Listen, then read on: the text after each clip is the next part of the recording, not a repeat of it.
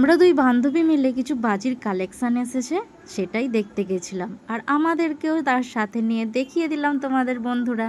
যদি কোনো ক্রিয়েটাররা মনে করো তোমরা যে এখানে এসে একটু ভিডিও করবে বা যারা জানে না তাদেরকে একটু শেয়ার করবে তাদের সাথে, সেটাও তোমরা ক্রিয়েটাররা করতে পারো, তাহলে সবার মধ্যে পৌঁছে যাবে আর সবাই এসে তাদের বাড়ির জন্য বাজি কিনে নিয়ে যেতে পারবে।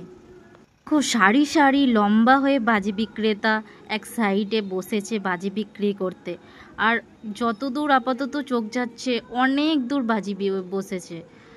আর এই দিকে গেলে তোমরা ডোমজুর বলুহাটি জমজুর যেতে পারবে, আর একদিকে যেটা সোজা দেখতে পাচ্ছ সেই দিকটা হচ্ছে তোমরা জগদীশপুর যেতে পারবে। কালেকশানগুলো দেখো খালি।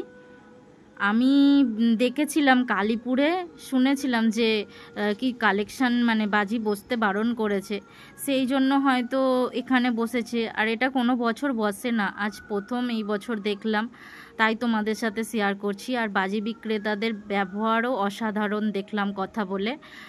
তোমাদেরও যদি মনে হয় তোমরা এসে এখান থেকে বাজি কিনে নিয়ে যেতে পারো আর বাড়ির জন্য। আবার এটা পিপলির মোড়ে বাজি বসেছে। বন্ধুরা, আমি তো ইন্ট্রো দিতেই ভুলে গেলাম তোমাদের। সব বন্ধুদের আমার পরিবারে আসার আমন্ত্রণ রইল। Welcome to my profile.